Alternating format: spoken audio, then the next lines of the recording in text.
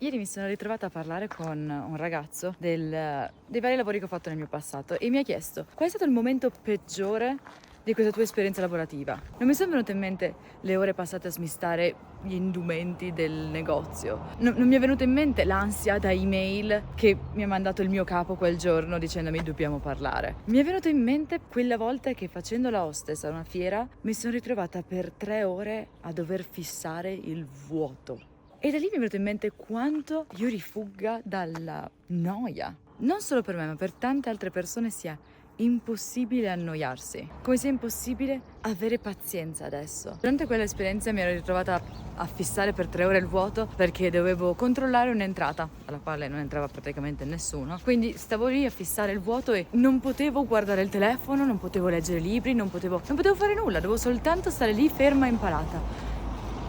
E a ripensarci adesso mi sembra da pazzi esserci riuscita e essere arrivata alla fine. Mi ricordo come sul momento la trovassi una vera e propria agonia, cioè stavo proprio soffrendo internamente di questa incapacità, impossibilità di fare qualsiasi cosa, di tenermi intrattenuta in qualsiasi modo. E probabilmente voi adesso direte, chi se ne frega, non lo devi più rifare. Adesso abbiamo la tecnologia e non devi più fare la hostess, cioè, achievements, let's go. E anzi, siamo in una Tesla, gentilmente concessa da Tesla per fare i viaggi.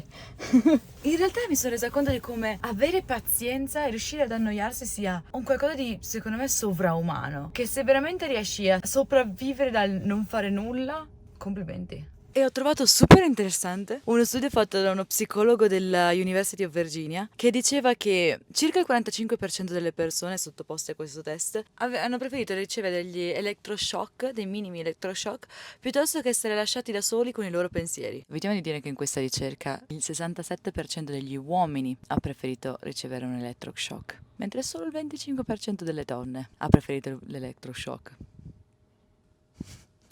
Qui si potrebbe aprire un enorme capitolo, ma lasciamo stare. Essere pazienti è una delle abilità più utili in assoluto. Certo, non è la cosa più affascinante, il superpotere che tutti quanti vorremmo. Sicuramente non stanno facendo un film sull'incredibile l'uomo paziente. Però in questo periodo in cui costantemente siamo bombardati da informazioni, da aziende che cercano la nostra attenzione perché questo è quello che vogliono. Riuscire ad essere pazienti e a prenderci il nostro tempo, secondo me, è una cosa fondamentale, che sicuramente a lungo termine ci renderà molto più felici.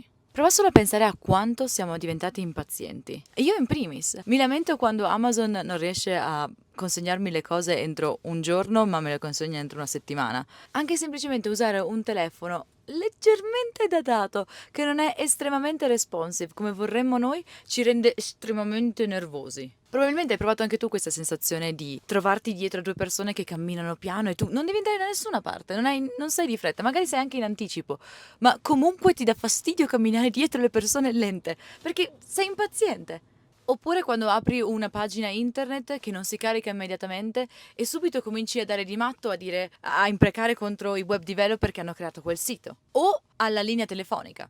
E probabilmente se sei un po' come me, l'idea di essere paziente ti innervosisce, perché magari perdi opportunità.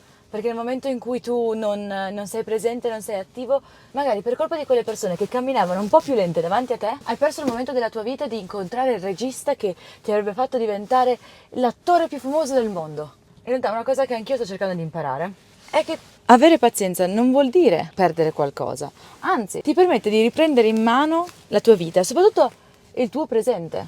Ed io sono la primissima a ritenersi un overachiever, perennemente con l'ansia.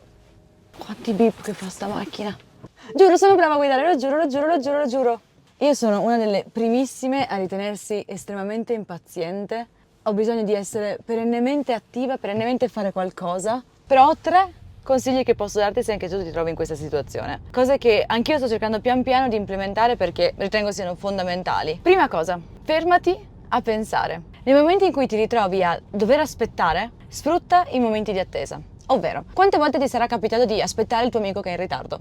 O di aspettare l'autobus? O di aspettare che la persona entri in chiamata? E quante volte hai raggiunto il telefono per guardare quel TikTok, quel reel, quel messaggio? La prossima volta, invece che guardare il telefono, pensa invece di non fare nulla. Aspetta e rimani con i tuoi pensieri. E so perfettamente quanto sia difficile, stressante il pensiero di rimanere da soli con i propri pensieri. È una cosa, è un esercizio mentale che sicuramente ti può aiutare. Oh, che bel parcheggio. Cioè, guarda dove ti ho portato, senza farlo. Guarda che paura di andare giù per il burrone.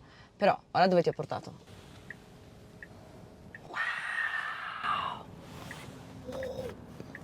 Wow. Nel momento in cui ci viene in mente un'idea, un progetto, la prima cosa che ci viene in mente è attivarci subito, cominciare subito a mettere in pratica, perché sennò perdiamo tempo. Invece, la prossima volta, fermati nella tua idea. Un po' così. E lascia che le tue idee cominciano a prendere forma pian piano. E infine, fai una cosa alla volta. Non c'è bisogno che ti dica quanto sia inutile il multitasking, quanto sia sopravvalutato, ma impara a fare le cose bene e una alla volta. Abbiamo una limitata energia mentale che non ci permette di pensare troppe cose o di avere troppi progetti in mente, quindi selezionane 2 o 3 massimo e poi concentrati su uno alla volta. Se ti sei reso conto che uno dei tuoi problemi principali è quello di avere il telefono tra le mani e quindi essere distratto dal telefono e questo ti rovina anche la tua night routine. Ho fatto un video sulla mia night routine, magari ti può essere di ispirazione per la tua. Ciao!